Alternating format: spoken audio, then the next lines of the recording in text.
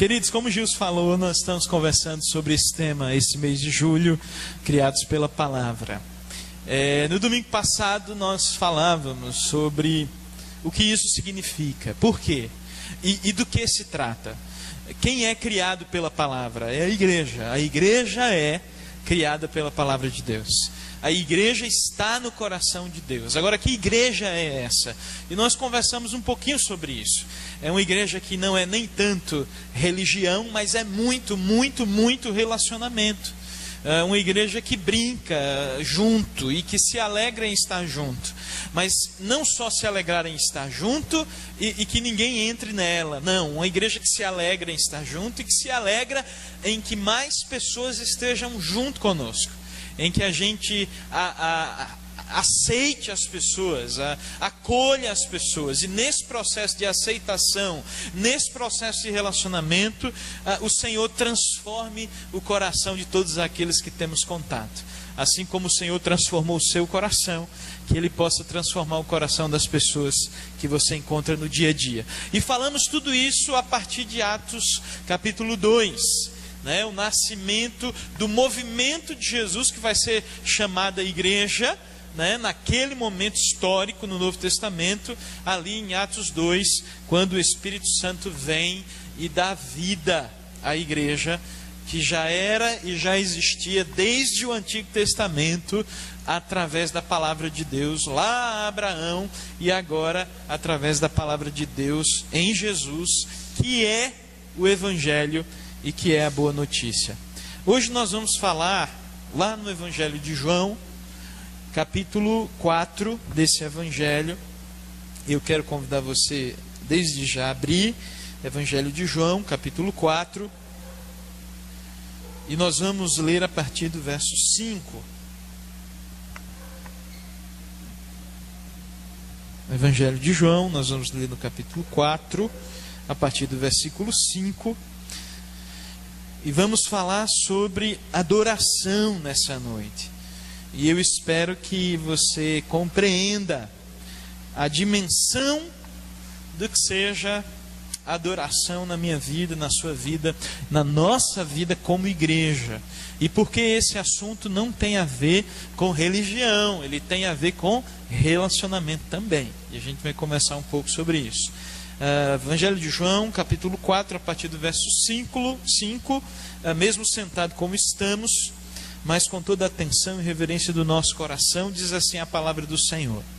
Assim, chegou a uma cidade de Samaria chamada Sicar, perto das terras de Jacó, que Jacó dera a seu filho José. Havia ali o poço de Jacó. Jesus, cansado da viagem, sentou-se à beira do poço, e isso se deu por volta do meio-dia.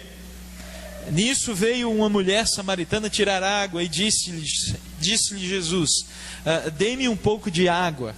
Os seus discípulos tinham ido à cidade comprar comida.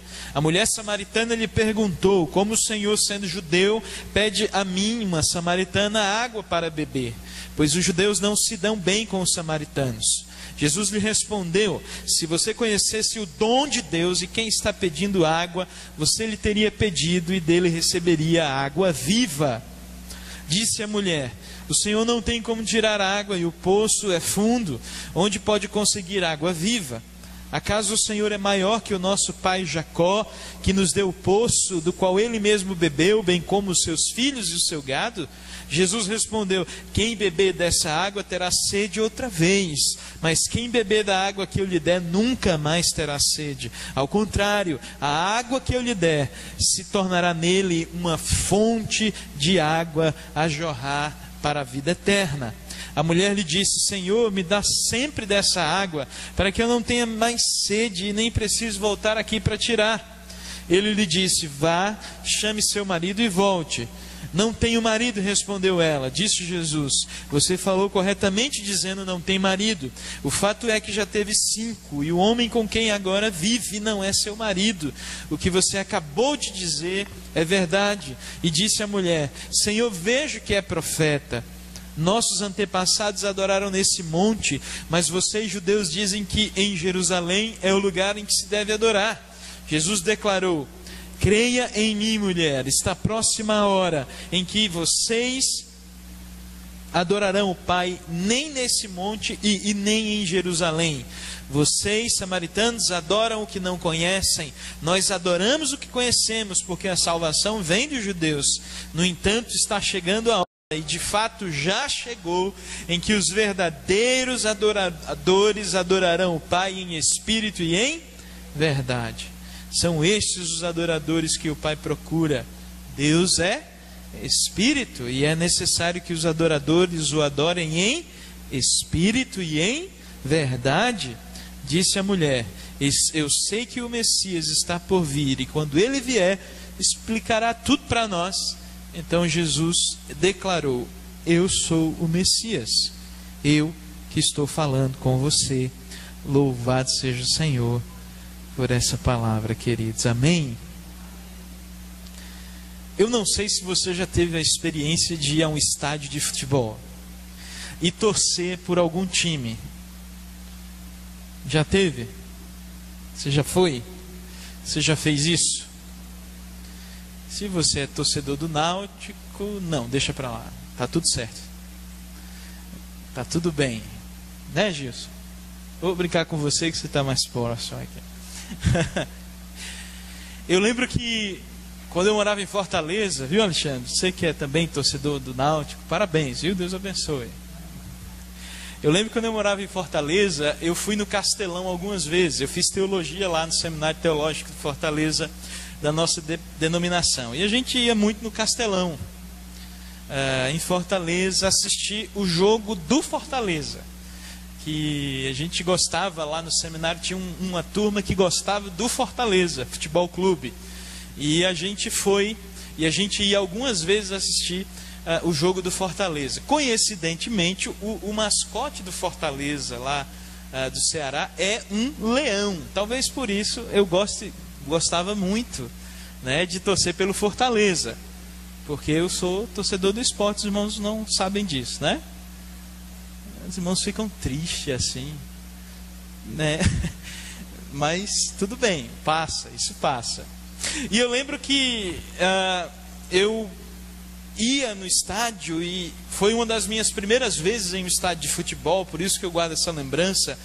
E eu vi a alegria do torcedor cearense. Como eu não era de fato cearense, nem de fato torcedor do Fortaleza, eu ficava observando o jeito que o cearense torcia.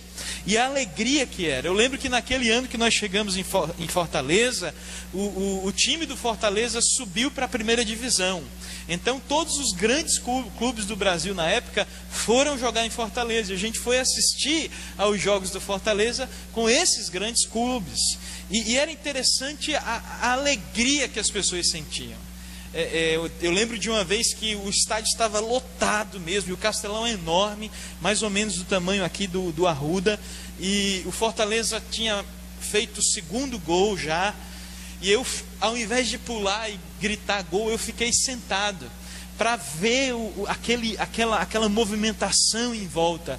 E eu lembro que a sensação foi muito interessante, porque o estádio balança, né? O estádio balançava, e eu fiquei sentado e com aquela sensação de gangorra, porque o pessoal pulando e gritando, e eu ficando com aquela sensação: meu Deus, eu vou pular, porque a sensação de pular é melhor do que ficar sentindo esse negócio balançando.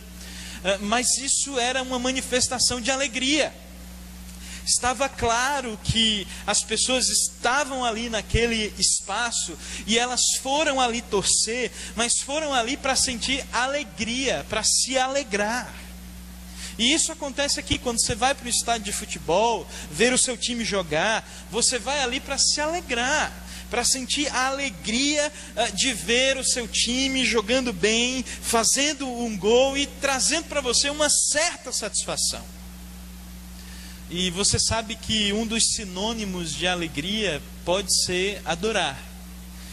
A adoração tem a ver com a alegria. Você sabe também que muitas pessoas consideram o seu time de coração algo a ser venerado, e sim, algo até mesmo a ser adorado. Muitas pessoas se envolvem com o seu time de futebol, ou com sua banda de rock favorita, ou com sua banda de música favorita, ou o seu cantor favorito, nessa dimensão de alguém que lhe proporciona muita alegria, ao ponto de expressar uma certa adoração àquilo. Uma certa adoração àquela pessoa, uma certa adoração àquele time, uma certa adoração àquele indivíduo. Porque adorar tem a ver com alegria. E a gente precisa, sabendo disso, se perguntar como é a nossa adoração a Deus. Porque nós já sabemos que todo mundo adora alguma coisa. Nós sabemos que Deus nos criou com essa predisposição, com esse desejo e anseio do nosso coração de adorar. Isso foi Deus que criou em nós, e essa adoração tem um alvo. Esse desejo e esse impulso de adorar é necessário na medida em que nós lançamos tudo isso a Deus e adoramos a Deus, porque qualquer outra coisa que eu e você adore vai nos destruir, não importa o que seja. Qualquer outra coisa que seja objeto da nossa adoração, que não Deus, vai consumir a nossa vida, vai nos frustrar, vai nos decepcionar, e a gente vai andar sempre vazio. Porque a verdadeira adoração, ela tem um lugar e ela tem uma pessoa específica. E esse lugar, essa pessoa específica é Deus. Nós nascemos para adorar a Deus. É para isso que eu e você existe. E lembre-se, se adoração tem a ver com a alegria, adoração a Deus então tem a ver com aquilo que traz alegria ao nosso coração. Então estar na presença de Deus deveria ser algo alegre para nós. Então decidir vir ou não à igreja devia ser algo que trouxesse alegria ao nosso coração. E sim, eu vou à igreja por causa dos meus irmãos, eu vou à igreja para louvar a Deus, eu vou à igreja porque isso me traz alegria. Eu só sinto alegria na medida em que a minha vida aponta para Deus, e eu quero me alegrar, e eu quero estar na presença de Deus. Os irmãos entendem isso? Adoração é alegria. Não é à toa que Jeremias já disse que a alegria do Senhor é a nossa força. Neemias também falou isso. A alegria do Senhor é aquilo que nos fortalece. E alegrar-se no Senhor é adorar ao Senhor. E sabe como a gente pode definir pecado? Pecado é quando a nossa alegria não está em Deus e está em outras coisas. Pecado é quando a nossa alegria não está em fazer a vontade de Deus, mas está em fazer a nossa vontade. Então eu peco e você peca quando a nossa alegria está dissociada da presença de Deus na nossa vida. Lá em Êxodo 20, quando Deus dá os 10 mandamentos para o seu povo, mais precisamente Êxodo 20, verso 2 a 5, o primeiro mandamento, você lembra? O primeiro mandamento é: ouve Israel, o Senhor teu Deus é o único Deus. Eu sou o Deus que tirou você da terra do Egito, da casa da escravidão. Não tenha outros deuses diante de mim, diz o Senhor. E essa palavra de Deus que serve para nós hoje, não é porque Deus é um Deus melindroso, mas é porque Deus sabe que se a nossa adoração não estiver nele, nós não vamos viver a nossa vida plenamente. Veja, vocês eram escravos, agora vocês são livres, portanto não tenham outro Deus diante de mim, porque se vocês tiverem outro Deus diante de mim, serão escravos de novo. Então não adorem, não se curvem diante de nada que não seja Deus na sua vida. para que você não seja escravo. Aliás, quando a gente transfere isso para os evangelhos, isso fica muito claro, porque a ação de Jesus na nossa vida é a mesma. Jesus nos libertou do pecado, Jesus nos libertou da escravidão do pecado, para que a gente fosse livre e verdadeiramente livre, e pudesse agora de forma livre chegar à presença de Deus em adoração genuína e verdadeira, livres de todo embaraço, livres de todo pecado, poder dizer a Deus: Deus, Tu és o Senhor da minha vida, e é muito bom poder Te reconhecer no meu caminho. É muito bom saber que o Senhor deseja caminhar conosco. E isso precisa gerar em nós alegria. Os irmãos entendem isso? Adoração é usufruir da alegria de estarmos juntos na presença de Deus. Então, quando a gente diz assim: eu vou adorar a Deus, eu vou me alegrar em quem Deus é, vou me alegrar no que Deus fez por mim, vou me alegrar no que Deus faz por mim, eu vou me alegrar no caráter de Deus, na certeza daquilo que eu tenho, que Deus sente por mim, na certeza do amor que Ele tem por mim, na certeza do fato de que Ele se importa comigo e de que Ele quer se relacionar comigo de forma íntima, profunda e verdadeira, e eu me alegro nisso. Eu me alegro nisso. Agora, tem algumas coisas que impedem a nossa adoração e consequentemente impedem a nossa alegria. Esse texto aqui em João 4 pode nos orientar nessa direção. Quais são as barreiras que impedem a minha e a sua adoração, e que a gente precisa estar atento e ter cuidado. A primeira barreira que eu percebo à nossa adoração nas palavras de Jesus, nesse diálogo com a mulher samaritana, está aí no versículo 12. É a gente cavar nos poços errados, na verdade a gente buscar nos poços errados saciar a nossa sede. Porque essencialmente esse texto se trata disso.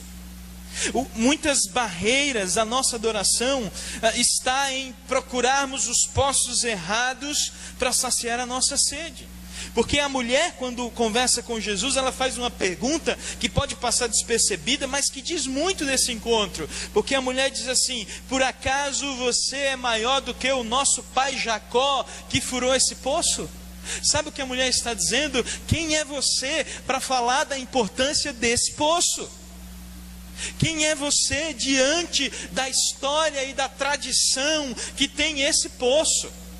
Eu não conheço você, eu sei quem é Jacó, mas quem é você diante de tudo que esse poço e que essa água representa para o povo de Israel?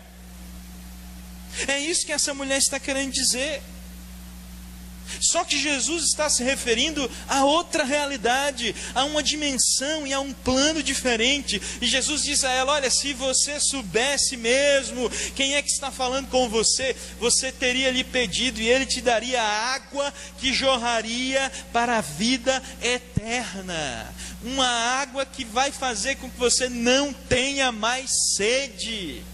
A mulher estava falando de algo que traria sede novamente, porque ela teria que ir sempre àquele poço. E Jesus está falando de algo que vai satisfazer plenamente a sede de alma que aquela mulher tinha. Então Jesus está mostrando o poço certo, entende? E aquela mulher está indo ao poço errado, buscar aquilo que ela necessita e precisa. E existem 3 tipos de poços na nossa cultura. Poços errados que muitas vezes eu e você insistimos em ir até eles.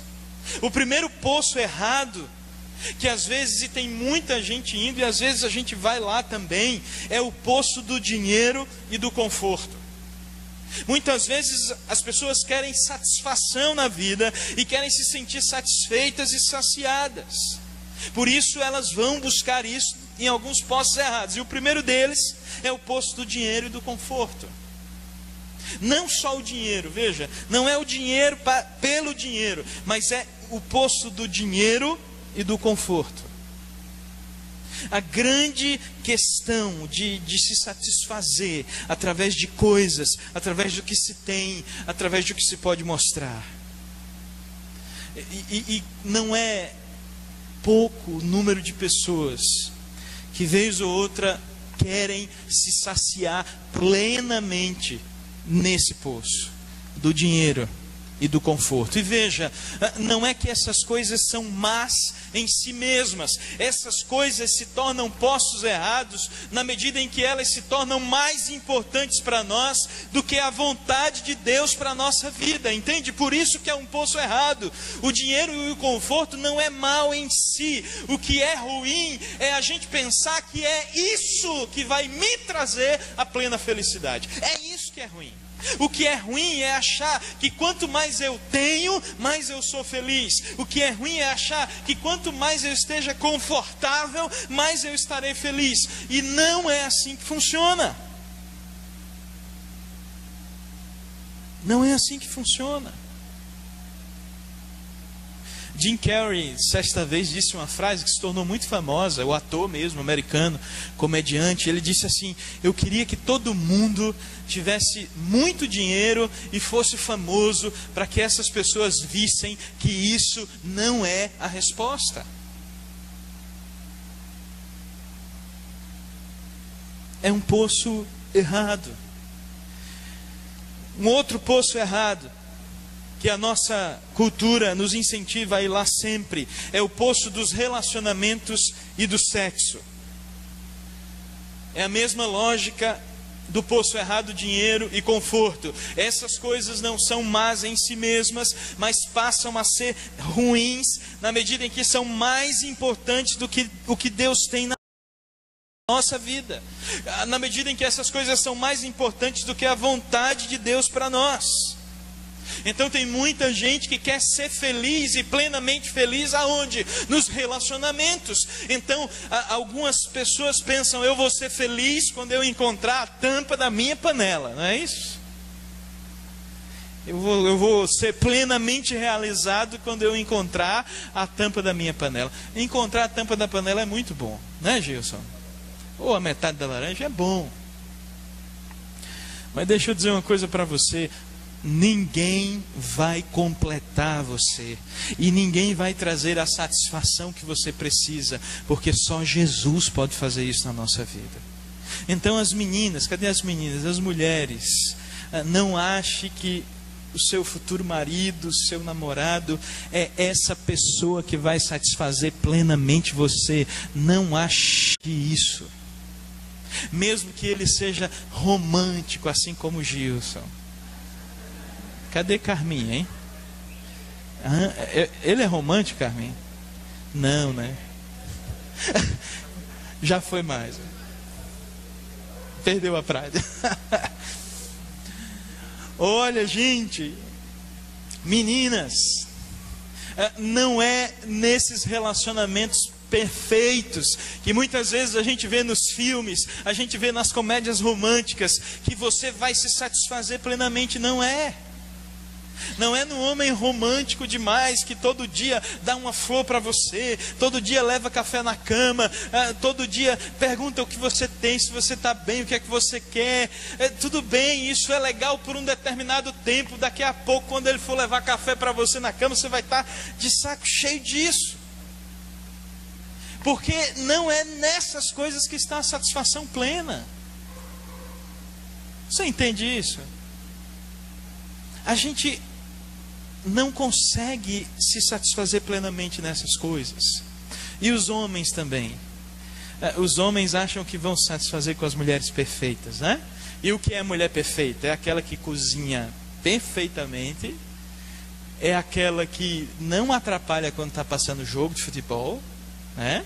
E é aquela que está sempre bonita, maquiada, né? Em casa, você chega, tá parecendo a Marilyn Monroe, esperando você com um prato de picanha ao ponto, nem muito nem menos assada, né? Queridos, não é isso, homens, não é isso que vai satisfazer você plenamente. Porque vai chegar um ponto em que você vai estar enjoado de picanha e talvez você até pense que a sua mulher poderia ser diferente e sonhe com salada, porque a gente mas é verdade, a gente não consegue se satisfazer plenamente com essas coisas. Então o outro não é o responsável pela nossa felicidade. O responsável pela nossa felicidade somos nós mesmos. E a nossa dinâmica de relação com Deus e com aquilo que dá sentido de fato à nossa vida. E o que dizer do sexo então? Quando a gente olha para a nossa sociedade em que o sexo é livre, hoje o sexo é livre, eu não percebo, eu que sou jovem, que cresci nessa evolução de sexo livre, vendo isso acontecer com os meus amigos, vendo isso acontecer no meu bairro, eu não percebi que essas pessoas eram mais felizes, não eram. E sabe o que foi que eu percebi vendo a minha geração crescer nisso? Eu vi pessoas preocupadas com doenças sexualmente transmissíveis, eu vi pessoas adoecerem, eu vi pessoas abortarem, eu vi pessoas se frustrarem porque se entregavam de qualquer jeito em qualquer relacionamento, e eu vi amigos e pessoas próximas totalmente frustradas porque não lidavam bem com a sua sexualidade, ou seja, eles colocavam isso como a coisa mais importante na vida. E não é. Não satisfaz plenamente, não adianta.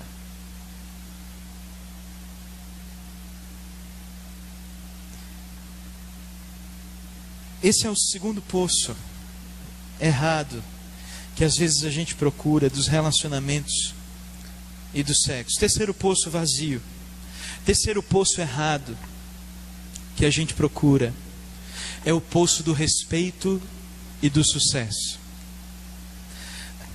Primeiro poço, dinheiro e conforto. Segundo poço, relacionamentos e sexo. Terceiro poço, e que não vai nos satisfazer, é o poço do respeito e do sucesso. É aquele nosso desejo de ser respeitado e aceito sempre.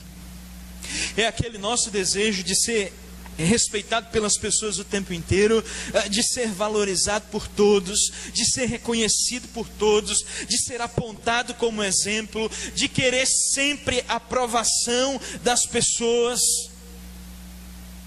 É aquele nosso impulso de querer que as pessoas nos admirem, que no fundo é uma tremenda insegurança, porque na medida em que eu não sei quem eu sou, eu preciso que os outros digam quem eu sou, mas na medida em que eu me aproximo de Deus, eu sei quem eu sou, e eu sei que Deus me ama quem eu sou, como eu sou, e o que Ele não se agrada em mim, Ele tem disposição para me transformar e para me moldar de acordo com o seu amor, com a sua graça, com a sua misericórdia. E aí eu me torno uma pessoa segura, porque eu sei que Deus me aceita, e em me aceitando me transforma. Mas eu me torno uma pessoa insegura quando o que importa para mim é o que os outros pensam ao meu respeito. E veja como isso atrapalha até mesmo uma coisa importante no desenvolvimento da nossa espiritualidade, que é a confissão. Hoje na escola bíblica dominical nós estávamos conversando sobre isso. Confessar os nossos pecados uns aos outros. E como a gente querer a aprovação dos outros impede da gente confessar os nossos pecados, porque a gente fica pensando, o que é que vão pensar de mim? Revelar isso, se eu revelar essa fraqueza, se eu revelar essa queda, se eu revelar que eu briguei em casa com a minha esposa, se eu revelar que eu não consigo mais ficar casado, se eu revelar que eu não amo mais aqueles que eu deveria amar, o que é que vão pensar de mim? Isso vai atrapalhando a nossa confissão, porque a gente gosta de aparentar ser o que não somos, de ter a força que não temos, e muitas vezes isso impede a ação de Deus na nossa vida. Então esse poço vazio do respeito e do sucesso, ele é vazio porque ele nunca satisfaz. Porque a gente nunca vai satisfazer as pessoas. A gente nunca vai corresponder à expectativa de todos. A gente nunca vai agradar a todos. E isso não deve nos frustrar, porque aquele que é Deus, Criador de todas as coisas, nos aceita. Ama. E não há nada que ninguém possa dizer a você mais importante do que aquilo que Jesus disse na cruz, de forma prática por você. Ali na cruz lhe perdoando, dizendo: Pai, perdoa. Ali na cruz fazendo maldição por você e dizendo: olha, eu me faço maldição por sua causa, porque eu amo você e eu quero caminhar com você, e eu quero ser o seu Deus, e eu quero realizar os seus sonhos na medida em que você descobre que o que eu tenho para você é sempre o melhor. Quando a gente olha no Antigo Testamento, a gente tem duas histórias, dois homens que descobriram o que era mais importante na vida. Certamente você já ouviu falar e se lembra.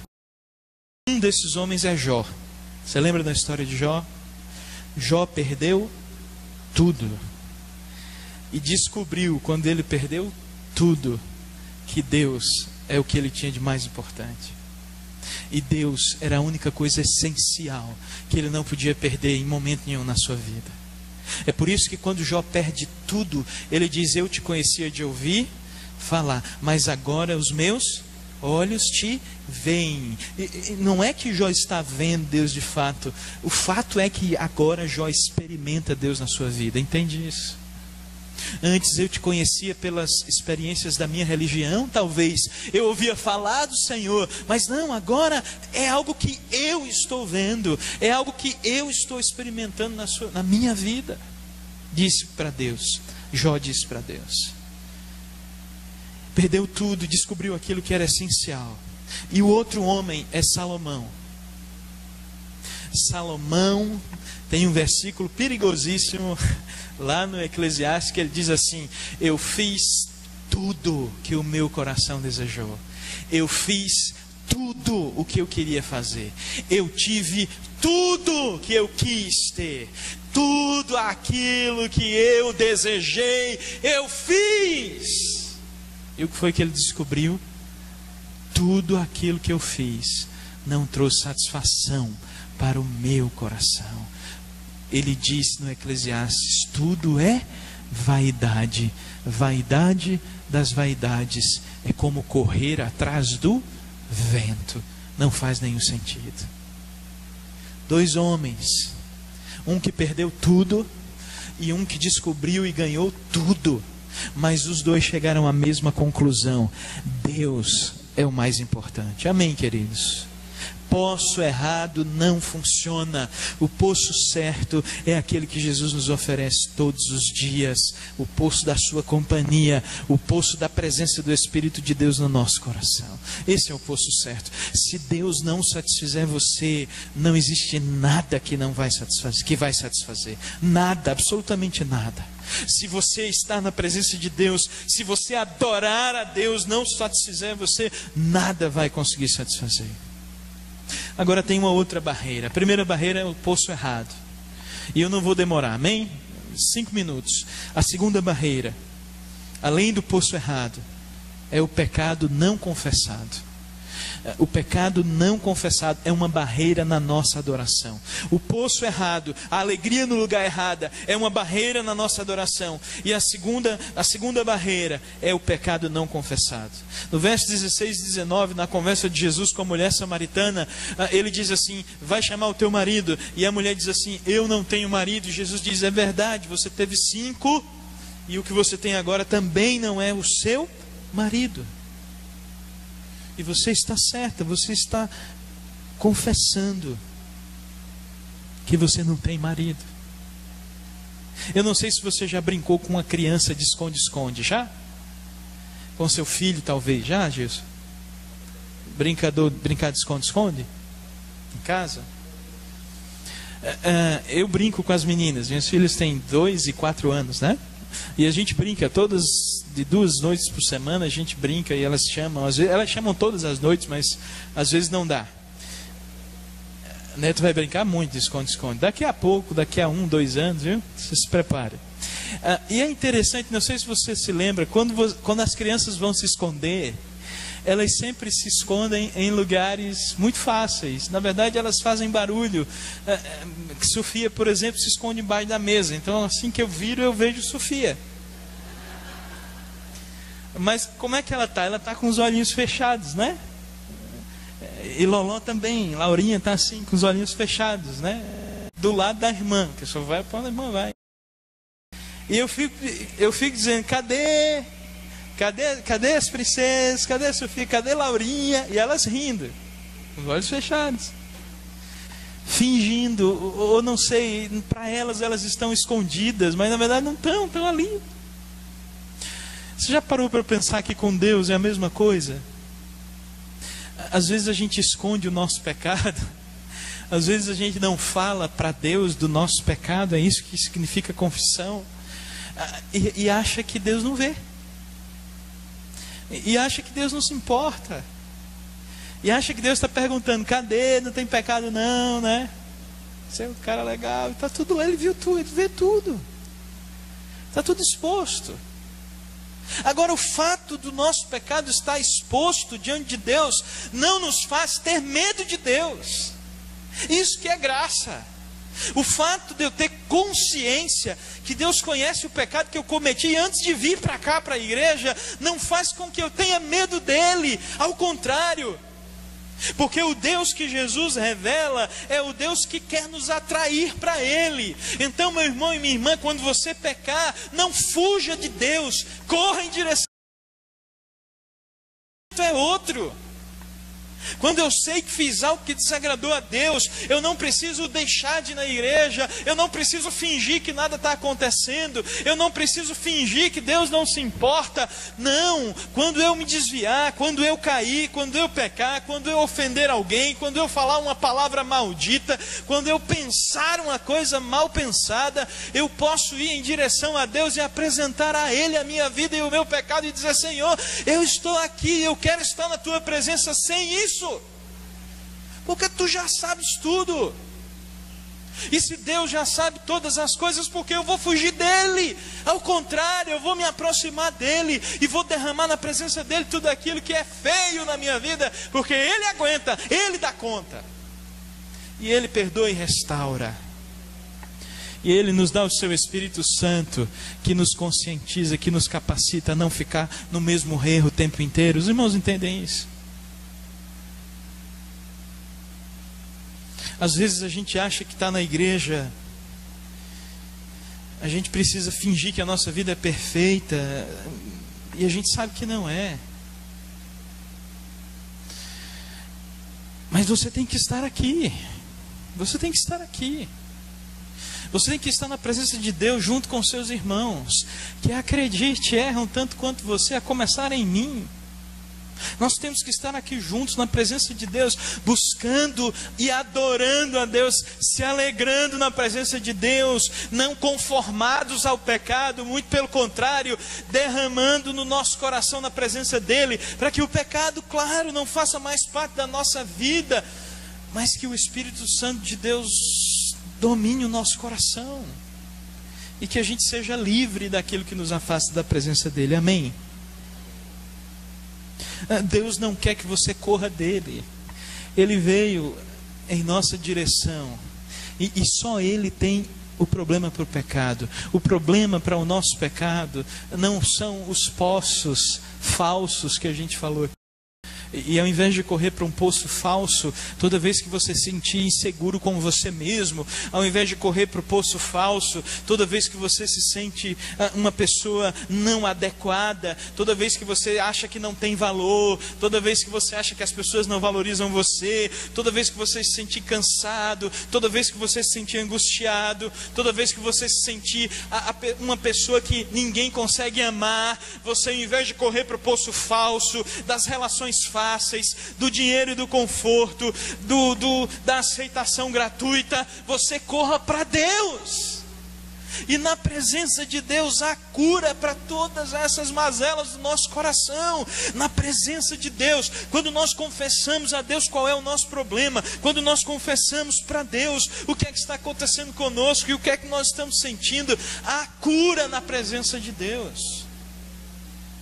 Foi para isso que Jesus morreu, para resolver o problema do nosso pecado. Então confesse a Deus, entende? Não pense em confissão, não pense em adoração como sendo questões religiosas. Pense nisso como sendo dimensões do seu relacionamento com Deus. A terceira barreira, para a gente encerrar, além dos postos errados, além da falta de confissão, a terceira barreira é ignorância com relação às coisas de Deus. A mulher pergunta a Jesus: Senhor, é para adorar aqui, nesse monte ou lá naquele? Jesus diz para ela: mulher, a hora vem e ela já chegou. Os verdadeiros adoradores adorarão o Pai em espírito e em verdade. O que é isso?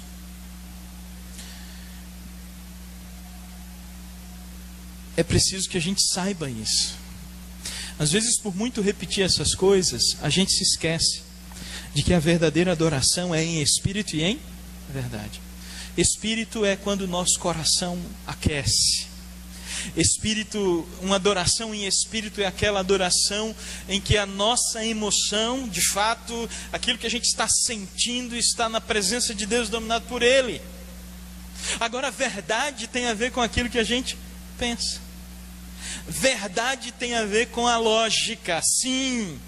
É um culto racional que nós devemos apresentar a Deus. Então, em espírito e em verdade significa a totalidade daquilo que nós somos. E nós somos mente e somos coração. Então o que Jesus está dizendo é que a adoração verdadeira a Deus passa pelo nosso coração. Claro, muitas vezes nós não compreendemos tudo, e quem somos nós para compreender a totalidade de quem é Deus? Mas eu tenho consciência, a minha mente sabe que eu não preciso de um lugar específico para que a minha adoração seja verdadeira. Eu não preciso que uma pessoa tal ore por mim para que Deus ouça aquela oração. Eu não preciso dar dinheiro para Deus para ser abençoado. Isso é usar a mente, irmãos. Eu sou abençoado, por isso eu dou dízimo. Eu sou abençoado, por isso eu dou oferta. Eu sou abençoado, por isso eu tenho disposição de fazer essas coisas. Mas a minha mente diz que Deus não pode ser comprado, porque Ele não é corrupto. Não é um produto, Deus não é um comerciante barato que tem coisas para vender para nós. Deus é Deus. A minha mente jamais compreenderá a grandeza disso, mas eu também não posso reduzi-lo ao ponto de tratá-lo como uma coisa qualquer. Eu preciso saber que há verdade nesse Deus e que há verdade na minha adoração. Eu não tenho nada contra. Tem muita gente que sobe os montes aí da vida para fazer oração. Nada contra, você pode ir, fique à vontade. Mas Jesus está dizendo que em espírito e em verdade não tem a ver com monte nenhum. Em espírito e em verdade tem a ver com a decisão, com a escolha e com a entrega que a gente faz todos os dias. Então o seu monte é o seu carro quando você está em viagem, é o avião quando você está indo para outro país. O seu monte é na tua cozinha quando você está lá lavando prato. O seu monte é no teu trabalho. O seu monte é na relação com as pessoas. Ou seja, o lugar de encontro com Deus é aonde você for. Porque aonde você for, você vai poder encontrar o Senhor ali. Aonde você for, você vai poder expressar a sua adoração, a sua alegria pela presença de Deus. Deus quer adoradores que o adorem em espírito e em verdade. É esse os adoradores que o Pai procura. Não tem a ver com monte, não tem a ver com país, não tem a ver com o que a gente tem, não tem a ver com a denominação que a gente faz parte. Tem a ver com fé e com entrega total, para que a gente adore o único digno de todo louvor, de toda honra e de toda glória, que é o Senhor. Não existe satisfação e realização em nenhum outro. Todos nós adoramos alguma coisa. Será que é Deus mesmo? Será que Deus é o ser maior da nossa adoração. Se não for, é porque a gente está indo no poço errado. Se não for, é porque a gente não está confessando. Se não for, é porque a gente está fazendo mais parte de uma religião do que adorando de verdade ao único e verdadeiro Deus. Então que Deus te abençoe em nome de Jesus. E que a gente possa, criados pela palavra, ser conduzidos por essa mesma palavra. Adorar a Deus como uma expressão maior da nossa alegria. Amém.